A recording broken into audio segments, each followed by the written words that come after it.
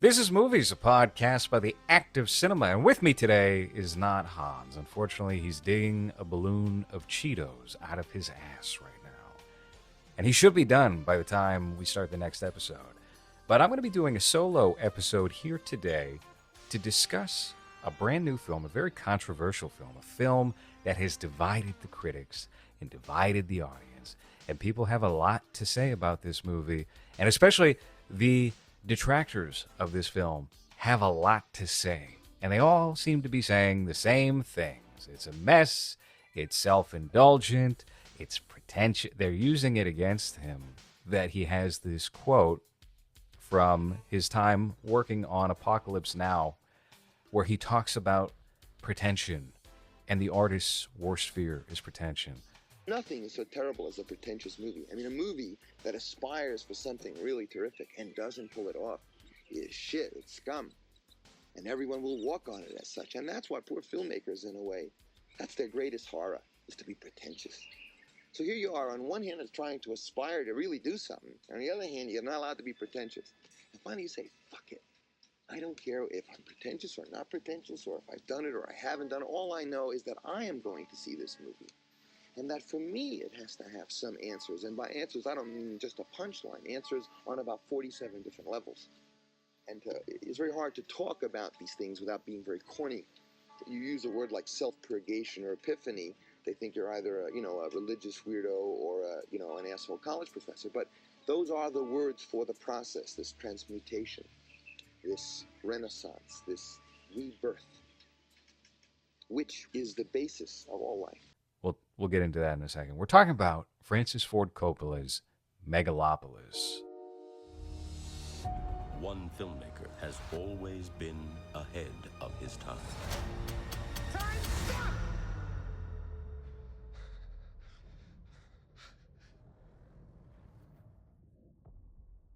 Go. Now, from visionary writer and director Francis Ford Coppola, comes an event nothing can prepare you for. Imagine today's society as a branch of civilization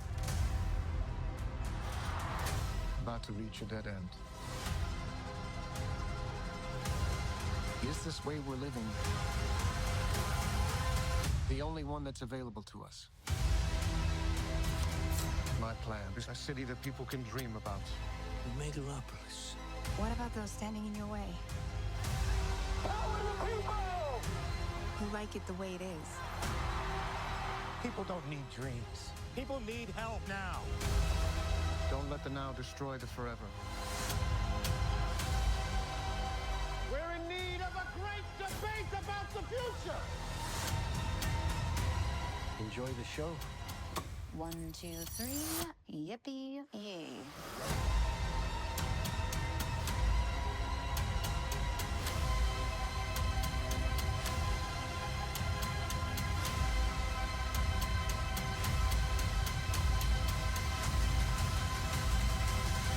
There's still so much to accomplish, but is there time?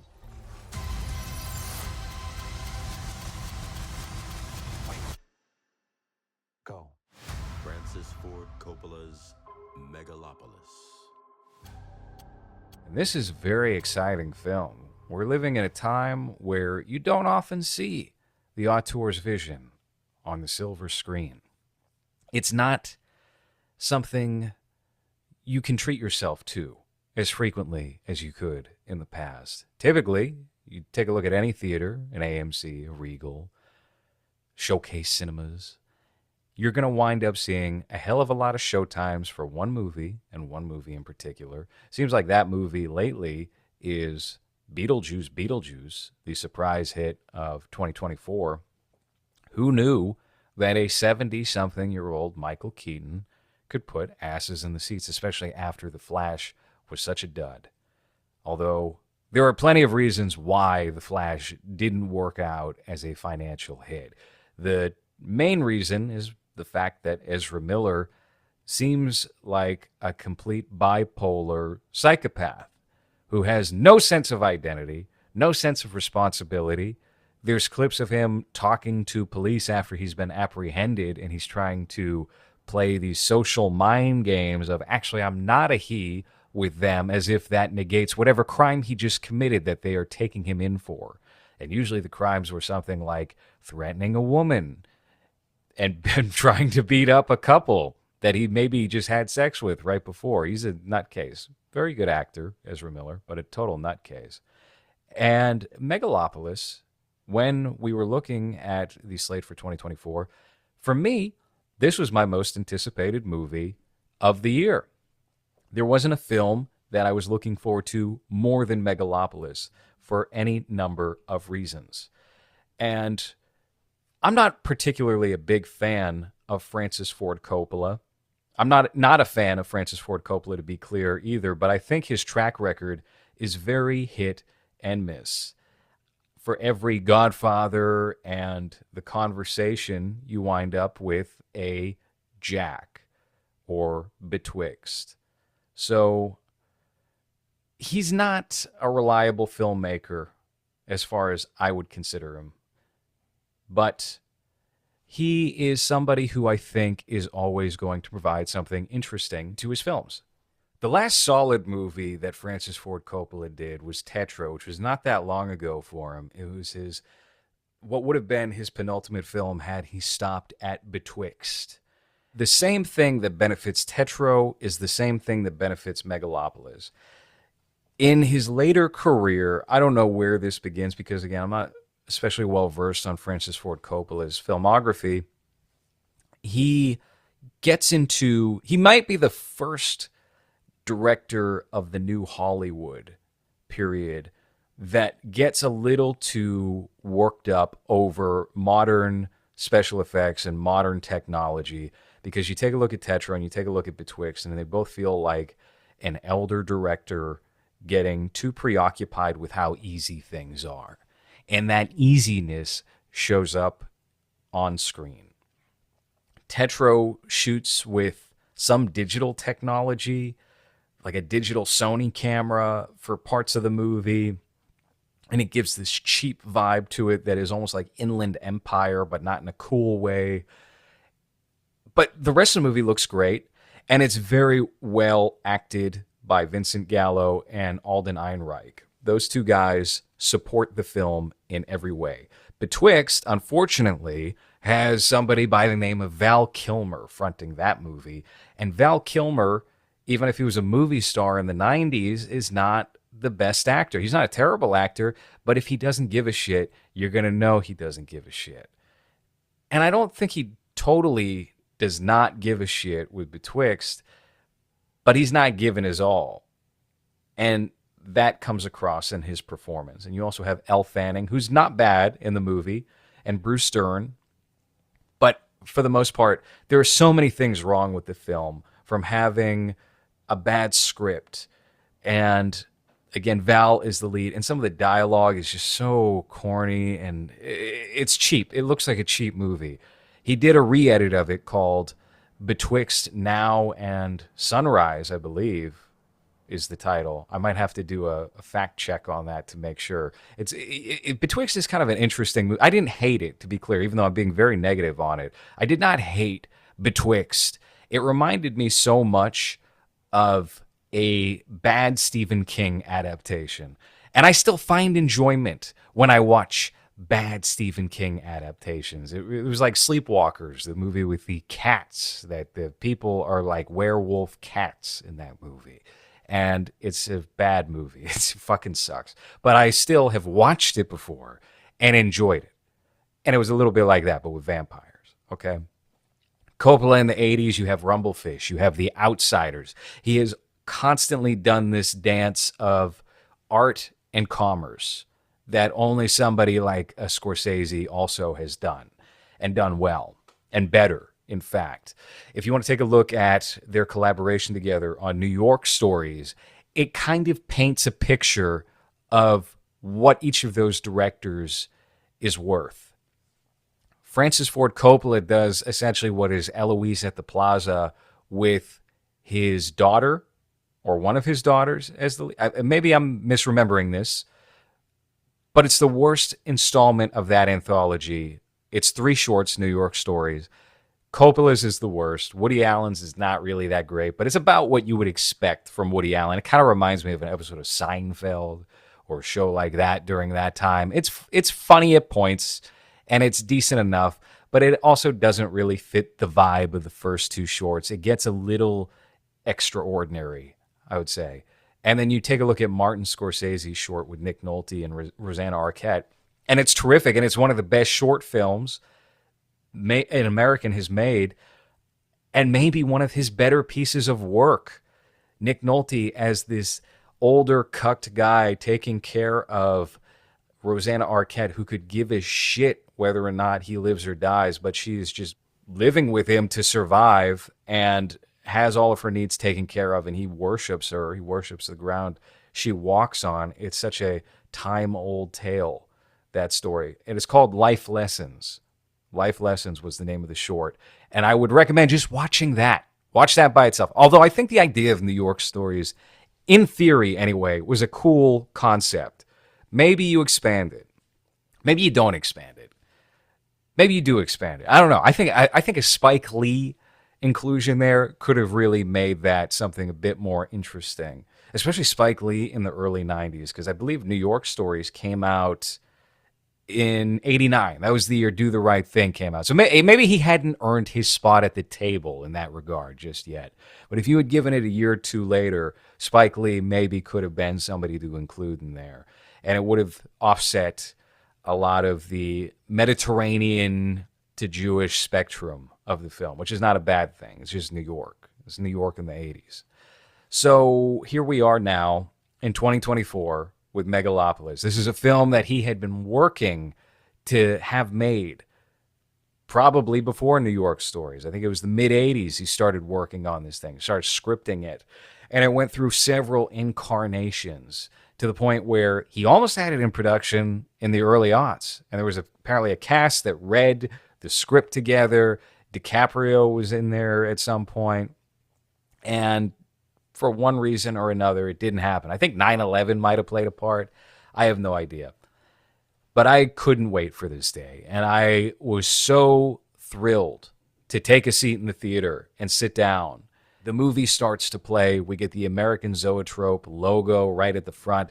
I'm seeing it in IMAX. I didn't want to pay almost as much money for a shitty little theater screen for this type of movie, for this type of experience, because it might not come around again. Hopefully it does come around again. It probably won't from Francis Ford Coppola. But I think the messaging of this movie, what this movie sets out to do for the medium, we don't know yet if that's going to be a success. It's currently tracking for $5 million. And I've said this before, but a lot of these stories about what Megalopolis is supposed to be making at the box office, to me anyway, reads like when they start reporting that Trump is behind in the polls by 40 points. He's 30 points down here. He's no chance of winning. It's all this lying and trying to will the outcome that they want. And they've had it out for this movie from the jump for a number of reasons. I would suspect that there are probably some actors, not literal actors, but like some people in corporate over at Disney and companies like that have a vested interest in this movie not performing well. And the idea that, yeah, actually, you know what? It's better when you have a whole boardroom full of people signing off on your creative decisions. Filmmaking is a collaborative medium. You hear this a lot. Filmmaking is a collaborative medium. It's supposed to be a meld of different ideas from numerous people. And whether or not that's true is kind of up to the filmmaker. That's not, who is that for everyday average film critic on Letterboxd whose goal in watching a movie is coming up with something witty to say afterward that's going to get them likes? I'm sorry, but that is a lower what do they call it? Lower vibrational behavior than trying to make something big and important in a film. So whatever the best written or the most insightful review of Megalopolis may be, is always going to be mounds and mounds less than whatever the worst scene in Megalopolis is. And there's a few contenders for what might be the worst aspect of the movie, which is not to insult it. I'm going to get into that in a second.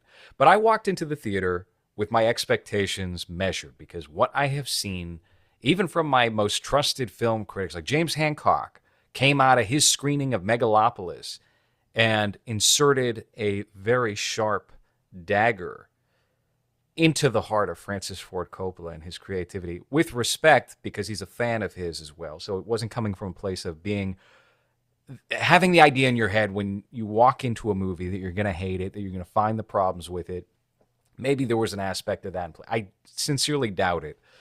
But people have been ready to kill this movie, and there's been a hit out on it in the press for as long as I can remember anyway, since it was determined that Coppola was going to shoot this on his own, and he wasn't going to seek studio assistance, that this was all his project and his money, and he put up about $120 million. He sold his winery. The story is now infamous, right? How he made this movie. That isn't going to look good if the movie is terrific, if the movie does something important.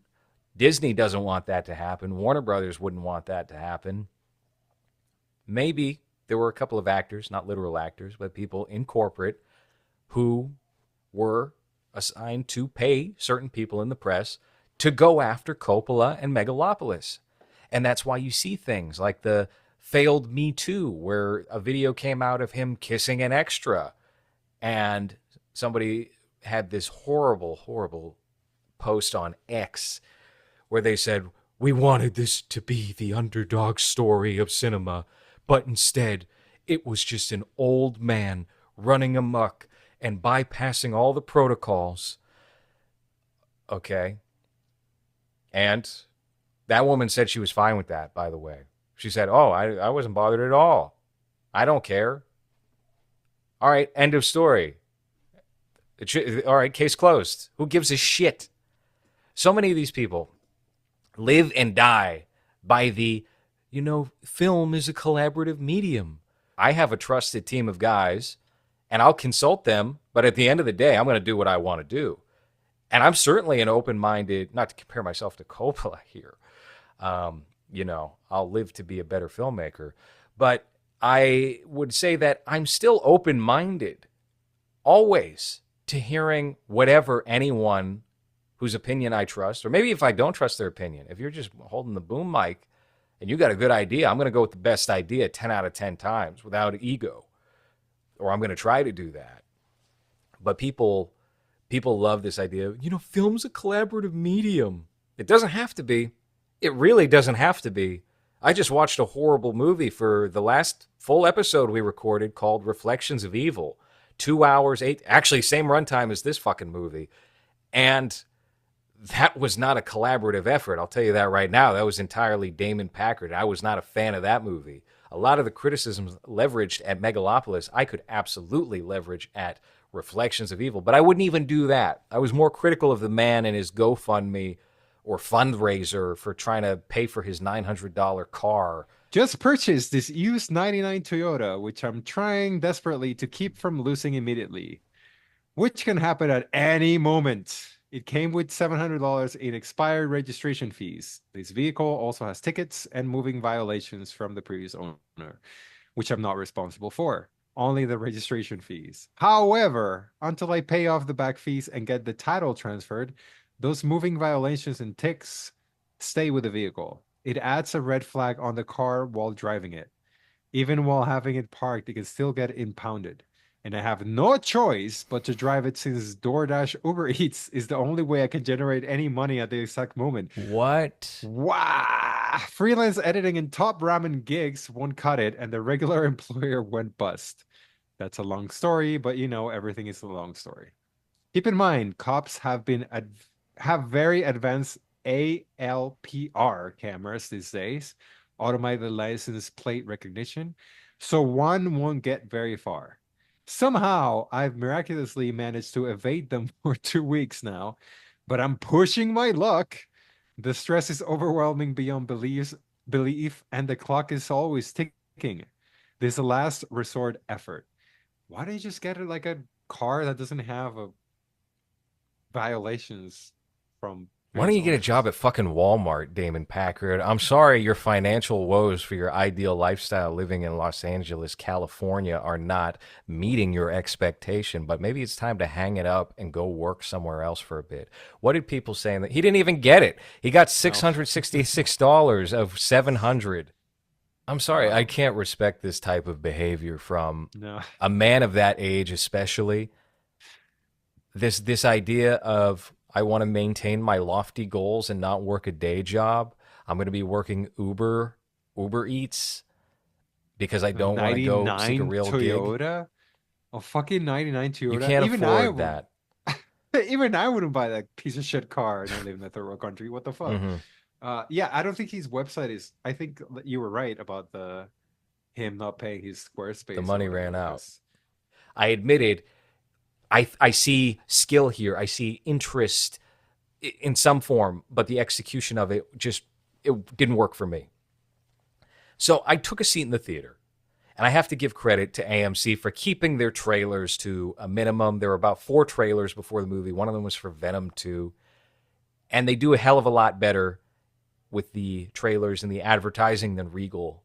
Regal, you're going to get all sorts of Toyota commercials and Pepsi commercials, T-Mobile, Boost Mobile, right before your movie. And it's going to be interspersed between trailers, which is the most criminal offense I've experienced in the history of going to the theater. You're going to put a fucking Samsung commercial between 2 trailers? You're going to sandwich that? Are you serious? And the worst commercials anytime you go to the movie theater are always for the movie theater chain. I know people love that Nicole Kidman, the movies is a sacred place. Okay, well, what about what Regal does? What about Showcase Cinemas? What do they do? There used to be a really horrible Regal commercial that would have these background players. They would typically be background extras, but they were given this job to deliver famous movie quotes in a Regal theater. And Danny Trejo, whore for money, he shows up and gives a line from The Godfather. So see, it ties back to this episode with Coppola. It's always a very grueling experience to see these people do what they have to do to get a paycheck at the end of the day and advertise this theater.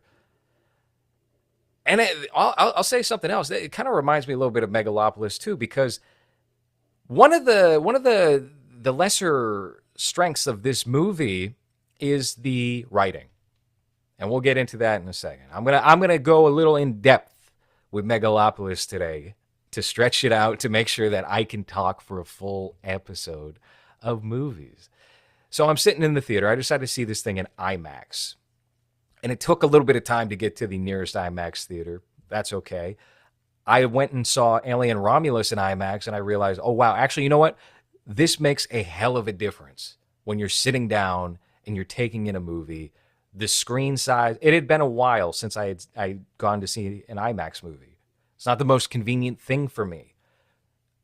I used to do it all the time. In Boston, there's an IMAX theater in the main theater on Park Street where I had watched Prometheus. I had watched Indiana Jones 4. There were so many movies I saw in that IMAX theater. I kind of took it for granted in retrospect. Dark Knight, seeing The Dark Knight in authentic IMAX, that was quite the experience in 2008. But it had been a while. And Alien Romulus upped my level of interest. It reminded me, actually, this is worth doing a little bit of doing a little bit of more work, doing a bit more work to get to sitting down, paying for a ticket, get your soda pop, get your popcorn, and enjoy the show. And what better movie to take in that IMAX experience than Megalopolis? And I don't regret it for a second, because this is a visual spectacle. From the second that the American Zoetrope, the classic American Zoetrope logo, comes up on the screen and we transition into the beginning of the film, he paid so much attention to the visual presentation of this movie that I have to give the old fella a pat on the back. And that's not to say that all of the visuals work. There are certainly some scenes here that it feels like cheap green screen. It feels like maybe you should have had another set of eyes take a look at this. But honestly, there are only a handful of those, maybe 2 or 3 moments that feel like that. By and large, this is visually breathtaking. It's a masterpiece in its visual form.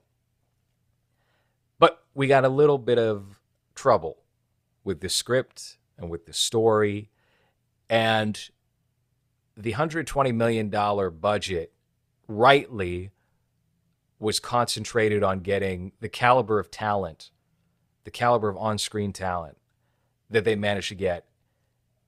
Because I don't think if you have a set of actors who can't deliver this dialogue as naturally as this group, this very well-trained group that features Adam Driver, Giancarlo Esposito, John Voight, Aubrey Plaza, Shia LaBeouf, Balthazar Getty is in here. Who has seen him since Lost Highway? Balthazar Getty shows up. If you don't have those actors who are ready to deliver what could easily be stilted or awkward dialogue, then this movie falls apart. This movie collapses like one of the statues collapse in, they call it, I think it's like New Rome City, New Rome, but it's just New York City. And it's kind of astounding how there are so many parallels in this movie. And clearly there are quite a few intentional parallels to the society of today. But there are so many parallels that echo things that have actually happened that Coppola couldn't have seen coming. But maybe the story of history and the story of politics and empires is just that repetitive and derivative, and we never veer too far off the course. Maybe it's always the same cycle we're going through. That could be it too. So one of the exciting aspects of this movie for me was knowing that because Coppola was financing it completely independent, he didn't have to worry about taking out insurance on actors. That has been something that has tripped up Shia LaBeouf for many years, and that's why you haven't seen him in so many films, is Warner Brothers and these big studios, they don't want to take insurance out on somebody who is such a wild card, which is understandable.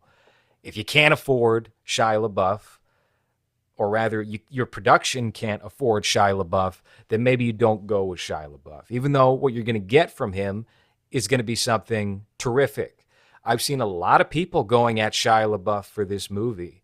They're saying, oh, he's so annoying. I saw Mark Kermode, who I shouldn't be surprised that this guy is so detached from reality. Anytime I hear him speak about the state of American culture and how radical Christianity is taking over right now, it's like, you have not been to the States, have you?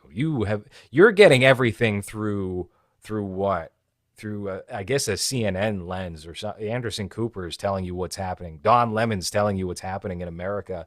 But that is not the situation at all, my friend. Mark Kermode had one of the stupidest takes on this movie that I've seen. And frankly, he should know better as a 65-year-old man, or however old he is, to talk down this movie the way that he did is ludicrous. I watched all these reviews after I went to go see the movie, and I had unfortunately caught some right before. But again, I had my expectations measured. I thought, okay, I'm probably, whatever my highest hopes for this movie are not going to be met. Let's understand that up front. Let's just see what Coppola has in store. Okay. Overall, I think trying to judge this movie as good or bad misses the point of what this movie is trying to do. And I'm guilty of this myself. I have dismissed movies as bad because there are bad movies. There are outright bad movies. Movies you can't watch. I'm entitled to my opinion just as you're entitled to your opinion. But the film medium existed and has existed not for us to critique what is good and what is bad. It's not a test. We're not putting filmmakers to a test of you failed or you passed, right? Maybe we are, but I don't think that's the intent. That's not the surface intent. That's not the deepest intent. I think it's always coming back to me to, is there something interesting in this movie? Is there an idea?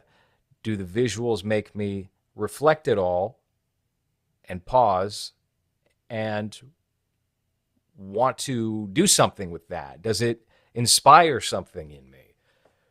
Not all movies are intended to do that. Some movies are meant to inform you. You're not watching Moneyball for pure entertainment. You're watching it because it's a series of events that happened, and you're seeing a version of that compacted to 2 hours with Brad Pitt as the face of the movie. That's the intent of a movie like Moneyball. Megalopolis is not that. Megalopolis is an artist exploring his fullest creative impulses at the end of his career. And what he's able to accomplish here as an 85-year-old man, surely with the help of some younger relatives, because there's aspects of this movie that just feel so youthful, so young. And there are aspects of it that feel so old, which makes it an interesting juxtaposition. I think it's a success. I think it is a success. By and large, I think this movie works. And it works a hell of a lot better than Betwixt. It works better than Tetro. It is a spectacle. It has fantastic performances. I think Adam Driver as the lead was a genius decision from Francis Ford Coppola, because he's able to pull off everything that Coppola has given him. And I can't imagine somebody the caliber of Val Kilmer keeping this film as grounded as Adam Driver manages to do. He plays this megalomaniac, mad scientist character who feels this remorse over having squandered his relationship with his wife. And she dies. She kills herself. She drives off a pier and drowns herself while she's pregnant because he's so consumed with his work. And clearly you can get a sense that Coppola is communicating certain ideas and feelings that likely came to him firsthand as a director. And there's a lot of ideas about the future is in the past and the present is this or that. And you have allusions to the modern political climate. Shia LaBeouf plays this Caligula-style character who's the cousin of Adam Driver's character in the movie. And I'm just going to look up their names real quick so I can refer to them by their character names rather than Adam Driver, John Voight, Dustin Hoffman. But it's about empire, and it's about family relationships within politics and how families merge, how families fall apart. Adam Driver is your lead character. He's an artist. I believe he's the man who is the lead of the architectural design of the city. He's running for mayor against Giancarlo Esposito's character, who's the residing mayor of New Rome.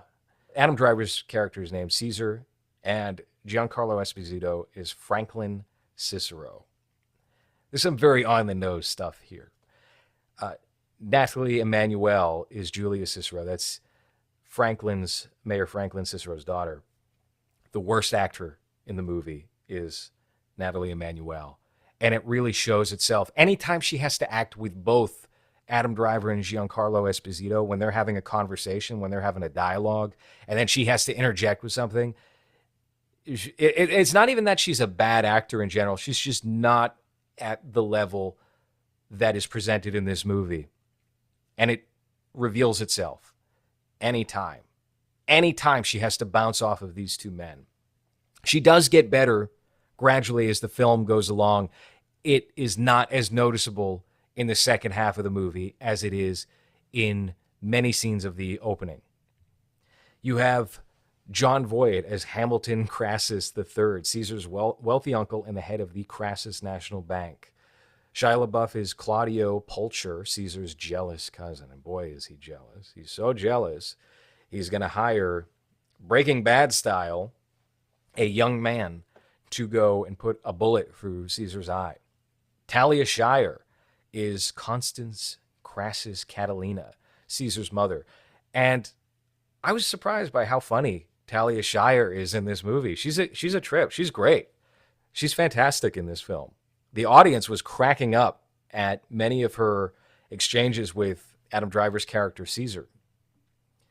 You have also in here James Remar from Dexter, Balthazar Getty, Dustin Hoffman, Jason Schwartzman, and Lawrence Fishburne, who also serves as the narrator. I have to give a little bit of credit to Francis Ford Coppola for not being scared away from casting Jon Voight. What has Jon Voight really been known for recently that's been good in terms of art, in terms of entertainment? I'm not talking about he's clearly persona non grata in Hollywood because he is an open Trump supporter Republican during a time where it's mostly, less so now, but mostly unfashionable to be that. They don't want you in their movies if you like I won't even say the former president. That's a new term that they just came up with for him, President Trump. And Jon Voight has made some videos where he goes, Biden is evil. Biden is evil. Trump must win. Good will prevail. And he's just reading some boring script off a teleprompter, and it's bad. So a lot of people, for reasons that can make sense, and also reasons that are petulant, they haven't been casting Jon Voight these days. And it has produced a big question mark of, can this man still act? Well, I saw a movie earlier this year in the theater that featured Jon Voight called Reagan. And he wasn't the worst offender in Reagan. They also didn't do him any favors in Reagan by dressing him up like a big Resident Evil monster to make him look young. But I wasn't left with an impression that, I guess he can still pull it off. He's still Jon Voight of Runaway Train and Midnight Cowboy and all those classic films of the past. In this movie, he's great. Jon Voight is fucking awesome in this movie. He is so funny, and his character is kind of this, I liken him to this one character in It's a Wonderful Life.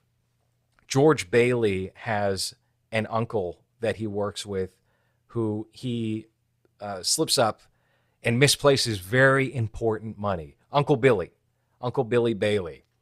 Jon Voight's character, Hamilton Crassus, is the Uncle Billy of Megalopolis.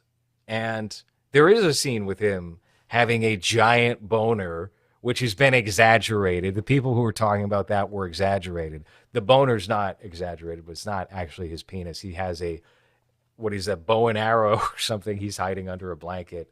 Aubrey Plaza is the one actor in this movie that people have really been talking up. And she's good. She's very good. She plays this character. I love this character named Wow Platinum. That sounds like a character name I would come up. I come up with weird fucking character names like that just because they possess my brain briefly. In Mass State Lottery, Kenny Dorsley, actor, good friend of mine, frequent guest on the Be Bangin' Movies podcast, former co-host of the Old Boys podcast, plays a character named MySpace. So I like when you do that with the character names. Man after my own heart here. Wow Platinum. And she's just a very bossy whore, which I like. I like that kind of gal, a very bossy whore. Wow Platinum. She's fucking Caesar, Adam Driver's character, and it's implied that they maybe were having an affair while he was seeing the love of his life, who he still tends to in his visions and his dreams. And he's a person who is delusional. He goes and visits their old apartment where he has this Sleeping Beauty version of his one true love who's in bed, and he takes care of her, and it's a very sentimental thing, but he's fucking Wow Platinum, and she wants to get married to him. And it's very obvious to him that she just wants to get married for the money, for the stardom. Her career is hitting a downward slope, and she needs a new trajectory. But he doesn't want that, and he can see through that. And he goes, no, thank you. Steps away from that. So where does she go? She goes to Jon Voight. She goes to old Uncle Hamilton. And he, of course, he's also about 85 years old, so he's all over that. He loves the idea. He's flirting with her in the interview. The audience was cracking up at Jon Voight's pervy lines when she's interviewing him during a segment, and he's making all these off-color remarks, and then they wind up married. And the wedding sequence is so bombastic and gaudy, and it reminds me a bit of The Deer Hunter. It's very different. It's extremely different. But it reminds me of the emphasis that is drawn to the wedding in The Deer Hunter. In this movie, you have a wedding between Hamilton Crassus and Wow Platinum that is so over the top and extravagant. And there is a bidding war that takes place for the virginity of a beautiful young blonde singer who comes out and sings a tune. And then these men are bidding millions of dollars, tens of millions of dollars, hundreds of millions of dollars to get this woman's virginity. But then you have the Caligula style character, Claudio, who has a tape of this young woman getting bedded by some man, getting caught in the act. She's not a virgin. It's all a scam. Oh no, shame and disaster. And he deep fakes Adam Driver's character's face onto this character. You have his character Caesar then getting arrested after being falsely accused of being a pedophile. They said he's a pedophile. He fucked a minor. This is from when she was underage. She's a minor. And it deters his mayoral hopes. It disrupts things. He gets the shit beat out of him. He's sent to jail. And it kind of winds up being this inconsequential plot point. Natalie Emmanuel's character, her character name is Julia Cicero, goes to her father, the mayor, and says, no. We broke into this storage unit, and actually she's 23 years old. She lied about her age on top of not being a virgin. And that's not him in the video. It's a deep fake. And he's contending with this of, oh, this man's innocent, but he's my opponent in the mayoral race. Wow. Okay, we're showing the mirror now. Current times a bit, aren't we? Politically, utilizing the law against your opponents. Interesting stuff. Excuse me, my throat's getting a little dry here as I speak. This is why Hans is so necessary. I sure hope he digs that balloon out of his ass soon, so I don't have to carry the weight of this episode to the finish line. Anyway, Caesar gets out of jail. He continues his mayoral bid.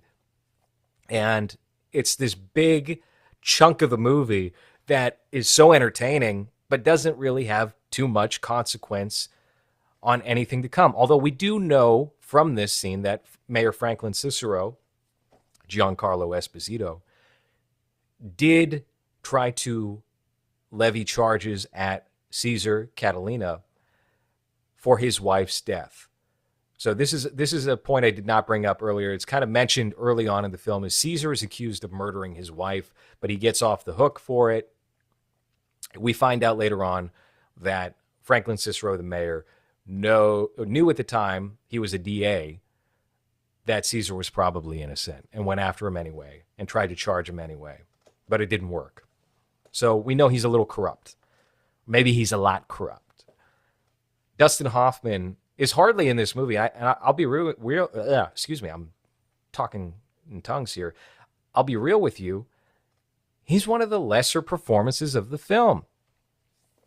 Didn't expect that. Didn't expect to say that. I didn't know how much of Dustin Hoffman was going to be in the movie, but he seems especially old when he's in it. And even John Voight, he's kind of doing this Biden doddering old man thing, but he doesn't really come across as old in the same way that Dustin Hoffman comes across as old. I saw Hoffman in, the Meyerowitz stories for Netflix with Adam Sandler and Ben Stiller. I thought that movie was good. That was a Noah Baumbach movie, if I remember right. That was a pretty solid flick. And he had it. He was still kind of sharp. But here, he doesn't seem so sharp. And they limit his performance, and he gets crushed abruptly by a building about halfway into the film. And it's this moment of, that's the end? We didn't even really see what he was supposed to do. Coppola takes a lot of conveniences with the plot here. We go over a stretch of about a year.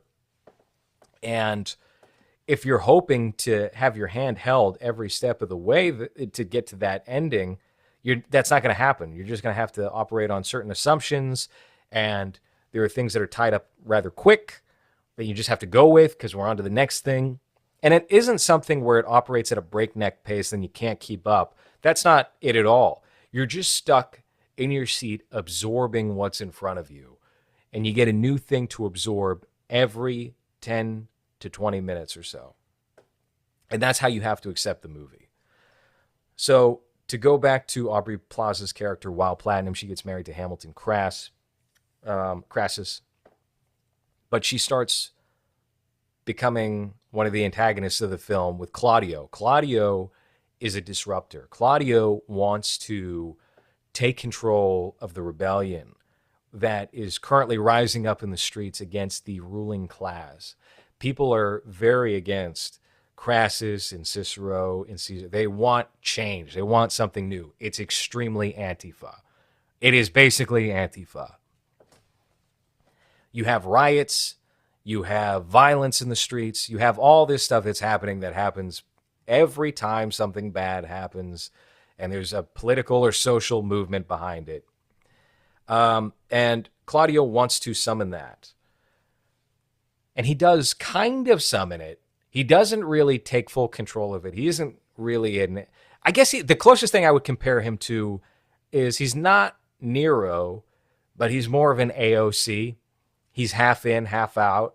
He likes the energy. He kind of talks himself into liking the energy, but he's not about it. He's not really about that kind of energy. He's still a silver spoon kid at the end of the day. And he wants power.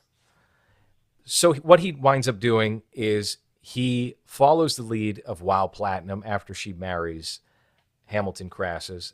And her idea is that she is going to assume the wealth of the Crassus bank and name, and they're going to freeze Caesar's assets. They're going to take control, and Claudio is going to become the new CEO and acting president of this bank.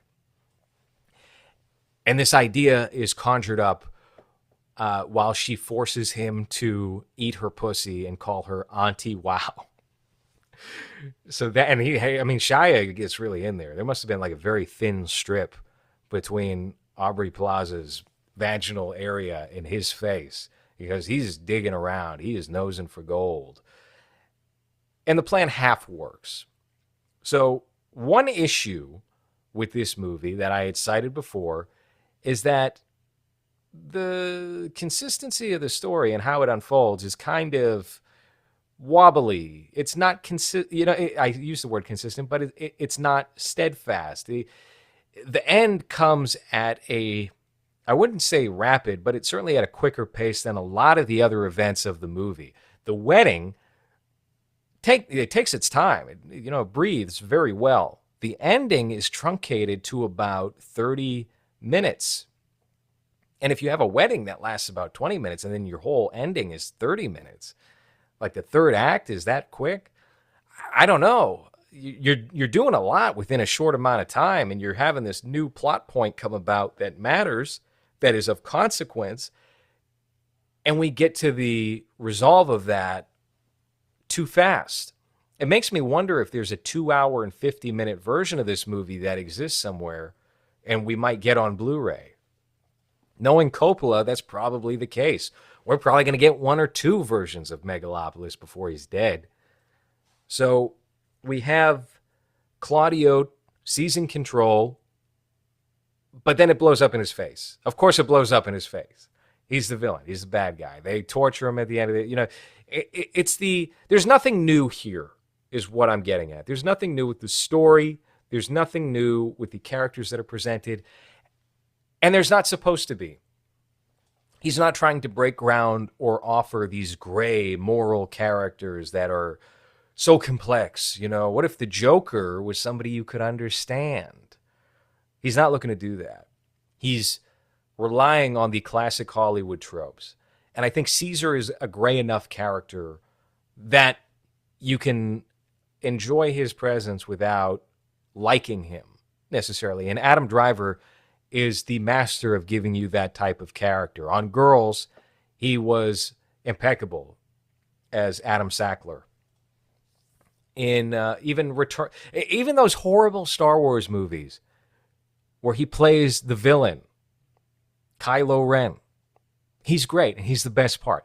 He's always been the best part of anything he's acted. Marriage Story, Scarlett Johansson, I can hardly tolerate her these days. He made that movie fantastic. He made that movie terrific. It's a good movie.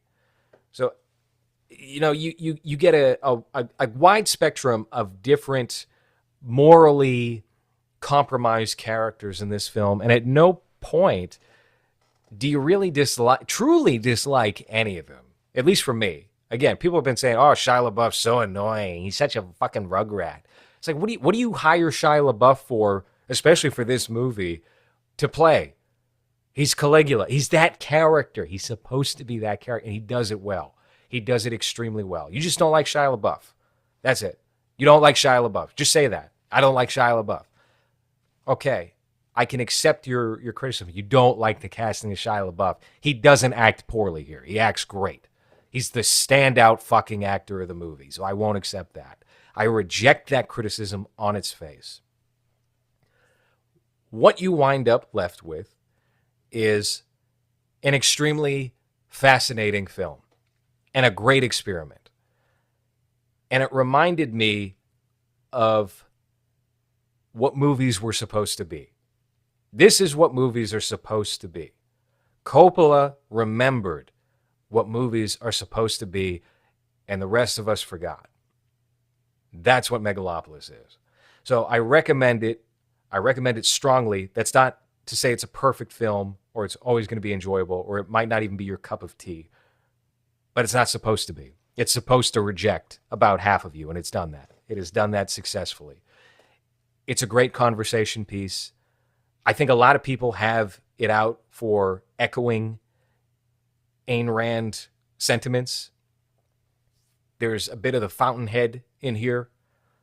I think because you're either with, I'm so sorry to make this such a political episode, but it's just, for me, it's reality, okay? You're either with the Democratic Party talking points or you're not. And if you're not, you're automatically considered right-wing or right-wing adjacent. You have to align with the most extreme policy points that are generally accepted by this political party, by this ruling class party that controls most of the media, that controls academia. You have to, or else you're considered right-wing or right-wing adjacent, or you're helping the right wing. Sorry. This movie's a rejection of that. And there would be no problem with those aspects if this movie was released in the 90s or the aughts. And I think that is actually part of the reason why so many reviewers are against it, is because it does say something that is not dissimilar to that. All that to say, yeah, there's some corny moments in this movie. There's some stuff that you're going to go, like, can we just fast forward through this one part here? This isn't really working for me. Can we just, I don't need to see 5 of Adam Driver's face come up after his eye socket is blown out, There's moments like that, sure. Not many. Honestly, not far fewer than what I was anticipating. But I think this is a good movie. I think it's one of the best movies of the year. I do sincerely feel that when the year is over, this is going to be one of the films that deserve to be discussed. And if the Academy has any balls at all, it's going to be one of those 10 for Best Picture. Probably won't be, but it deserves to be. And I think Coppola has produced the best movie he's done in 30 years, 40 years. And there's something to be said about that as well, that he's done that. He did that. I think the cinematography is terrific. The effects are, for the most part, outstanding. The color is great. And the performances, you got to give it to these guys for having such difficult dialogue and pulling it off. I think Adam Driver, his performance deserves recognition. I would say maybe Giancarlo's performance. He's good in everything. Here's the thing about Giancarlo Esposito is he is baseline always a 7 out of 10. And so you take for granted how good he is as an actor. When he's not doing something that's this, where he's not like veering too far from his personality, his natural personality, and doing a character like bugging out in Do the Right Thing, or Gus Fring in Breaking Bad. When he's not doing an exaggerated character, you kind of take for granted how good he is as an actor. I would also, this will never happen in a million years, I would say both Shia LaBeouf and Jon Voight deserve awards recognition. Maybe not a win, but a nomination for their performances in this movie. I would go that far. Yeah. I think it's a terrific film. I think it's a fun movie. I think it's exactly what you want when you show up to the theater. This is what it's supposed to be. This is what it is supposed to be about. Even if it doesn't work, it's what the theater experience is supposed to be. What movies were supposed to be. Talia Shire, kind of limited screen time, but I would say think about it. Probably not, but think about it. Catherine Hunter is a fun actress. Catherine Hunter is not somebody I was really familiar with until I saw Poor Things, where she plays what would you even call her? I guess she's the pimp of the whorehouse. And then I see her in Megalopolis, and she was also in something else I had caught kind of recently. Forget what that was. Oh, The Baby of Macon from Peter Greenaway. She acted in that as well. She has such a distinct voice and face and character. She was very enjoyable in this film. So there are so many characters, so many ideas brought forth. It doesn't necessarily need to reinvent the wheel with the philosophy that's possessing this movie. I think it reinvents enough of everything else in terms of the form. And I have to say, I was very mad at the AMC for not having the ticket taker, the popcorn guy, come in and ask Adam Driver the question, because the screen shrunk. The screen, I thought, all right, they're going to just keep the screen the same for most showings that aren't like special premieres, like the one at the New York Film Festival. You guys know my close friend story. No, I had something to do with that. They shrunk the screen down for this normal AMC presentation, and they didn't have an employee come in and ask him the question.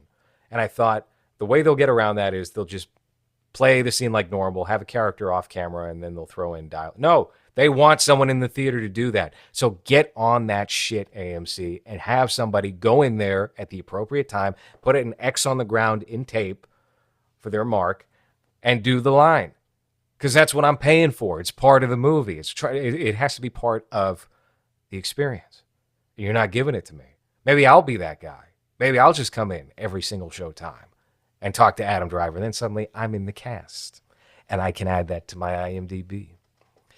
But anyway, all that to say, if you are going to watch this movie, I would highly recommend seeing it in the theater. If you can see it in IMAX, see it in IMAX. I have a feeling it's not going to hold up as well once it hits streaming or physical media. I had a really good time with it. And I was happy at the end of the day that Coppola was able to pull something out as interesting as this so late in his career. And after losing so much as a result of committing to this film. So, well done. If you guys want to sponsor an upcoming episode of Movies and decide a film for us to cover on the show, we are still, and we are always, taking $100 tier patrons. Head on over to patreon.com/LowRes if you would like to do that. For the month of September, we have a few days left. Some people have doubled up on months. They want more than one episode in a month. You're going to have to DM me if you're one of those people, because unfortunately Patreon hasn't figured out a system where you can throw in a little bit more, you can tip people.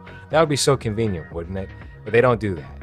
So I'm going to have to send you some personal information of mine to do that. But you can honestly sponsor as many shows in a month as you want, so long as you meet the criteria and follow the rules. That's it. We've got a couple of listener-sponsored episodes coming out very soon that I think you guys are going to enjoy. And again, if you would like us to cover a film of your choosing, head on over to patreon.com/LowRes. Or alternatively, if you don't have $100 to give us, that's fine. Maybe you just want more episodes. Well, we have a back order of about There are a lot of episodes that are just sitting in the queue waiting to come out on Apple and Spotify right now that you can access by joining our $5 tier on patreon.com/LowRes. So I'm going to leave you with that. Thank you for listening, and that has been Movies for this week.